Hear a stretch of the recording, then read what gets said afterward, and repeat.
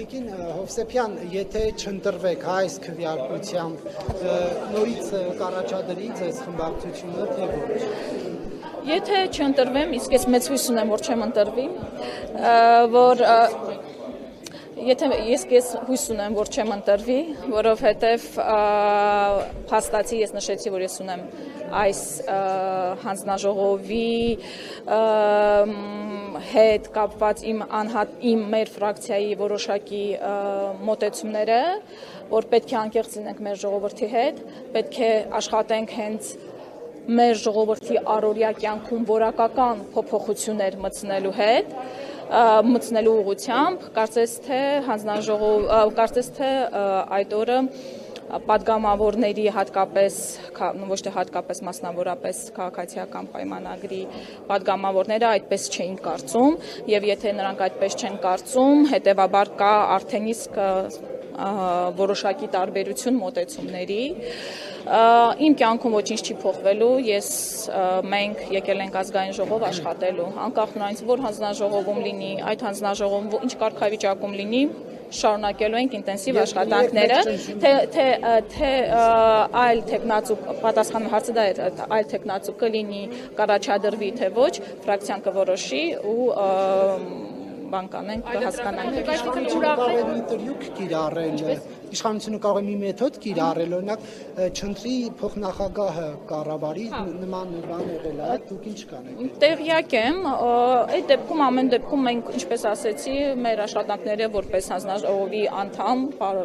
սովորական անդամ շարունակելու ենք այնպես։ Եվ գնեք Տիկին Հովսեփյան, մեկ բան ճշտեմ ու ես ավարտեմ գնամ։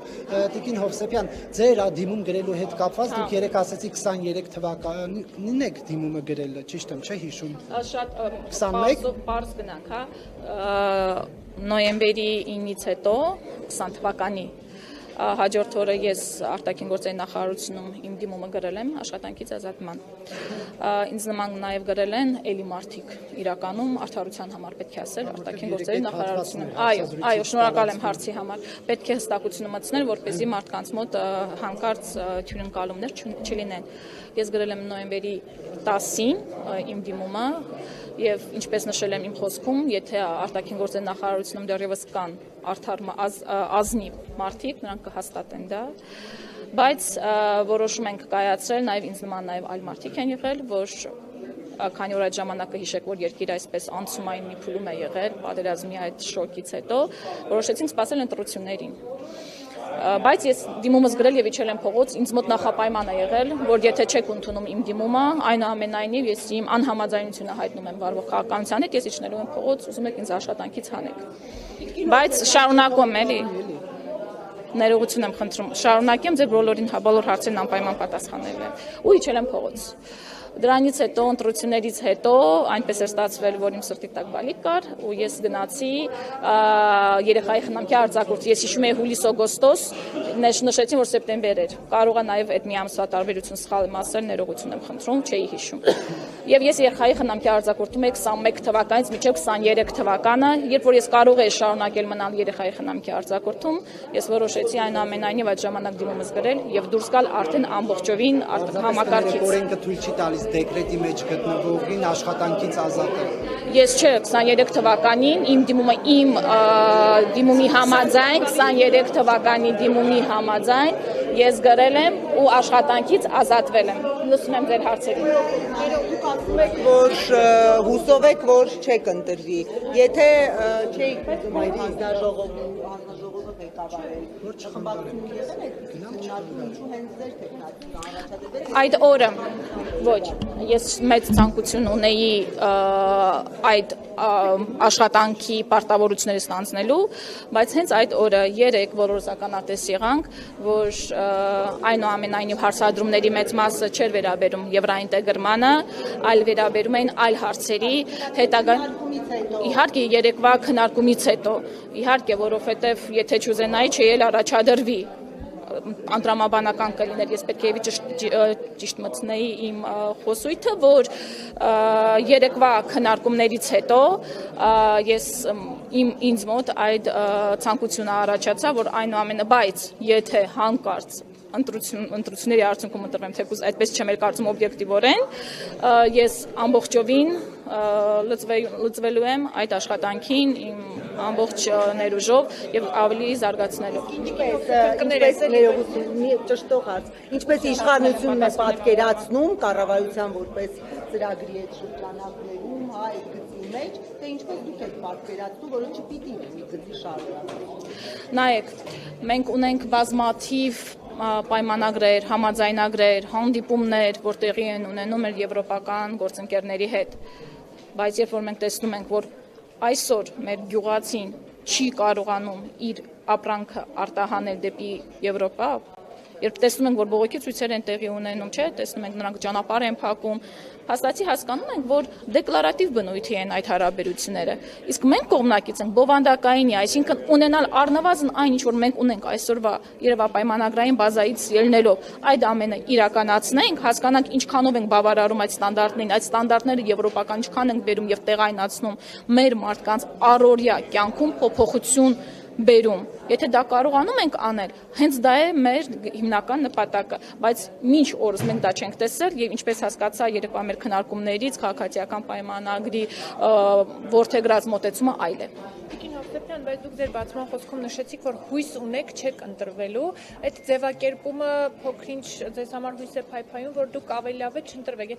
բայց նոր էլ նշեցիք, որ եթե ցանկություն չունենայիք, չէիք առաջադրվի, այդ դեպքում օրինակ ավելի լավ չէր թողնել իշխանությանը իրենք էլ ընտրեին, գնային ավելի լավ։ Ես նշեցի իմ պատասխանը, որ երեկվա օրվանից հետո տրված հարցադրումներից հետո ես հասկացա, որ այնուամենայնիվ ինձ համար այդ հարցադրումները ուղղություն դուք ականատես եք եղել, հա, այսինքն բան չէ, դեմ են ու մնացած բոլորին ես չգիտեմ մնացած բոլորին ինչպես է նրա տրամադրվածություն եւ այլն, բայց կոնկրետ երեկվա օրվա քննարկումներից հետո, հարցադրումներից հետո, նիստից հետո այն ինչ որ տեղի ունեցել, պարզ օրինակ, որ ես ուղղակի սայթակում է եղել, որ ասեցի հիբրիդային պատերազմի հետ կապված, չէ, հետո իրականում ի պատիվ նաև քաղաքացիական պայմանագրի հարցադրումը տրվող падգամավորը ինքը իհարկե հասկացա, որ իմ ամբողջ տեքստը դրանից հետո բխում է նրանից, որ մենք դեմ ենք դրան, այն շահարկումը, որ տեղի ունեցավ ակնհայտ էր, որ նրանք փորձելու են այդ բոլոր մանիպուլյացիաները իրականացնել արդեն անձամբ Դրա համար ես իմ անձնական զգացմունքներից ելնելով երեկվա օրվանից հետո, նորից նշեցի ես հարցին պատասխանեցի, երեկվա օրվանից հետո մտածում եմ, որ ամենայնիվ չեմ ընտրվելու երևի, ինչի պատճառով որևէ կյանքում փոփոխություն չի լինելու եւ հույս ունեմ, որ չեմ ընտրվելու։ Այստեղ, հա, քաղաքական գործիչ եք այլևս եւ այդ փոքր հիասթափությունից հետո տենց որոշել, որ լավ կլինի, որ ձեզ չընտրեն հանձնաժողովի նախագահ չեք կարծում, որ արդեն քաղաքական գործ չի եւ Չէ, տեսեք, ընդհանրապես ես նշեցի, որ ամբողջությամբ լծվելու եմ աշխատանքին, որ հանձնաժողովում լինեմ, ամբողջությամբ մենք ֆրակցիայով եկել ենք ազգային ժողով աշխատելու անկախ կարգավիճակից, անկախ հանձնաժողովից, այնպես որ որևէ հիասթափություն չկա, բացարձակ։ Ուրեմն ասեմ քաղաքականությունից դուրս գալու ցանկություն ունեք երեկվա քննարկումներից հետո, թե միայն հանձնաժողովի։ Իհարկե ոչ։ Մենք պատրաստ ենք բոլոր սցենարներին, ես պարզապես հայտնեցի, որ երեկվա օրվանից հետո այդ ցանկությունն ինձ մոտ առաջացավ։ Ասացիք, որ ձեր լեզվական սայթը շահարկել, պարզաբանել են շահարկել։ Ամենայն դեպս ես երբ որ հետևում էի ազգային ժողովի նիստին, Տիկին Ղազարյանի հետ ձեր ունեցած 4 կրտող երկխոսությունից հետո որևէ իշխանական падգամավոր չի շահարկել։ Շահարկում գուցե սոցիալական հարթակներում եղել են։ Ես դուք ձեր հարցի պատասխանը տվեցիք, որ մասնավոր հատված է։ Ավարտեմ, հա։ Շահարկումները եղան բոլոր դաշտերից։ Ես անգամ լավ երեկվեր հիշեցի, որ անգամ հիբրիդային պատերազմի մասով ունեի գրառում արված դերևս փետրվարի 3-ին, որտեղ որ հստակ դիրքավորումը հայտնում էի, այնպես որ բոլոր դեպքերում այդ փոքր ինչ որ դրվագային, հա, այսպես ասենք, դրվագային հատվածները պարզ օրինակ էին մոտեցումների տարբերության։ Ես ուզում եմ հասկանալ հանրության մոտ գուցե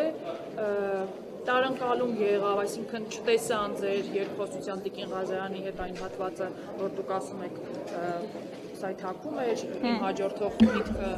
այն մասին, որ ես դեմ եմ եւ այլն։ Բայց դուք շահարկում ասվածը տարածում եք խորհրդարանի վրա, որն էլ պետք է ընտրի ձեզ։ Ես մի հատ դրվագային պահը ասացի եւ ասացի, որ դա շահարկվել է, կարող եք նշել տարբեր որ դաշտերի կողմից է շահարկվել, ինքներդ կարող եք տեսնել, ինքներդ կարող եք մոնիտորինգ անել ու հասկանալ։ Քաղաքագետներից մեկը գրառում էր արել, իդեպ ես այդ գրառման ներքո կոմենտ եմ գրել եւ ասել եմ, որ դուք լեզվական Շնորհակալ եմ։ Շնորհակալ եմ։ Շնորհակալություն։ Տիկին Հովսեփյան մի հարց է։ Ձեր երեկվա հարցի պատասխանից քննարկումից այդպես էլ հստակ չդարձավ։ Ի վերջո դուք կողմ եք Եվրոպական միության անդամակցությանը Հայաստանի դադարեցնելով անդամակցությունը ԵԱՏՄ-ին։ Տեսեք, ես նորից կարող եմ ավելի Եվրոպական ինտեգրման կողմնակից կա 3 հարթություն. Եվրոպական միության հետ հարաբերությունների խորացում, եվրոպական ինտեգրացիա, ինտեգրում եւ Եվրոպական միության անդամակցություն։ Այսօրվա դրությամբ չկա հենց գործադիր ղեկավարի խոսքով չկա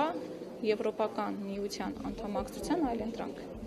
Այսինքն նրանք են հայտարարում, որ նման օրակարգ չկա։ Իսկ մենք կողմ ենք գրել են Շանհայի կազմակերպությանն են միանալու, ձգտելու են միանալ, բայց Եվրամիությանը միանալու հետ կապված հստակ չկա, ինչպես Շանհայի դեպքում։ Շատ ճիշտ նկատառում է։ Նրանք անգամ իրենց նախընտրական ծրագրի մեջ, երբ որ կարող է ինչ-որ ավելի քիչ պարտավորեցնող լինի, անգամ այնտեղ նշում են, որ Եվրոպական միության անդամակցության այսօրվա դրությամբ օրակարգ չկա եւ մենք կարծում ենք, որ անկեղծ չէ նման թեմաներ քննարկելը եւ շահարկելը ժողովրդին մոլորության մեջ դնելը։ Պետք է խոսել այն ամենից, ինչ որ կա, այն պայմանագրերից, որոնք առկա են, որոնք կարող ենք իմպլեմենտացիայի ենթարկել մեր Հայաստանի ներքաղաքական կյանքում։ Կոնկրետ ձեր Արեգա Հովսեփյանի եվրոպական ինտեգրման հարցերի մշտական հանձնաժողովի նախագահի տեխնացուի եմ հարցում։ Դուք կողմ եք, որ Հայաստանը անդամակցի Եվրոպական միությանը դադարեցնելով անդամակցությունը։ Շատ կոնկրետ ձեր հարցի պատասխան։ Տվեք ինձ համապատասխան վերլուծությունները, տնտեսական, իրավական, անվտանգային։ Մենք այդ ամենը, դա մեկ հանձնաժողովի որոշելիք չէ։ Թույլ տվեք այստեղ ձեզ հետ չհամաձայնել։ Դա մեկ հանձնաժողովի որոշելիք չէ, դա մեկ կառույցի որոշելիք չէ։ Դա պետական մակարդակի որոշում է, քաղաքական որոշում է, որը որ պետք է իրականացվի։ Տվեք ինձ համապատասխան վերլուծությունները։ Եթե դա բխում է Հայաստանի շահերից, ապա մենք չենք կարող դեմ լինել նման օրակարգին։ Տվեք ինձ այդ վերլուծությունները, տվեք ինձ համապատասխան կառույցների կարծիքները, որոշումները, եւ մենք կսկսենք մտածել այդ Դուք անձնապես ներողություն կներեք, դուք որպես անձնապես Հայաստանի Հանրապետության քաղաքացի, ուզում եք Եվրամիությանը միանանք, թե ոչ, օրինակ եթե հանրաքվե լինի, այո, եք քվեարկելու, ճիշտ է, դա գաղտնի բան է, բայց նաև հաշվի առնելով, որ դուք քաղաքական գործիչ չեք, ձեր դիրքորոշումն է։ Իմ անհատական կարծիքը համընկնում է Հայաստանի Հանրապետության շահերից բխող կարծիքին։ Եթե մենք ունենանք այնպիսի արդյունք, այնպիսի վերլուծություն, այնպիսի որոշում դրանից բխող, որը որ համապատասխանում է Հայաստանի շահերին, եթե վաղը լինի, տասնամյակներ հետո լինի, որտեղ առնվազն եթե այս իշխանությունները իսկապես ուզում էին գնալ դեպի Եվրոպական միություն, առնվազն դիմում կներկայացնեն, մինչ օրս անգամ դիմում չեն ներկայացնել Եվրամիության անդամակցության։ Եթե լինի այդպիսի վերլուծություն, որը որ կբխի Հայաստանի շահերից, այո, ես կողմ կլինեմ։ Գնեք եւ մի այսպիսի հարց, մենք Հայաստանի վարչապետից լսում ենք, որ Մոսկվայից կա պահանջ հայ-ռուսական էքսկլյուզիվ հարաբերություններ ունենալու, այն է, որ հիմնական գործառույթները, առևտուր, տնտեսություն եւ այլն լինի Ռուսաստանի հետ, ըստ Նիկոլ Փաշինյանի հայտարարության։ Եթե օրինակ դուք համագործակցեք որպես падգամավոր ռուսական կողմի հետ, նման բանի ձևակերպված հարցի կամ կարծիքի դեպքում ձեր հակադարձումը ո՞րն է լինելու։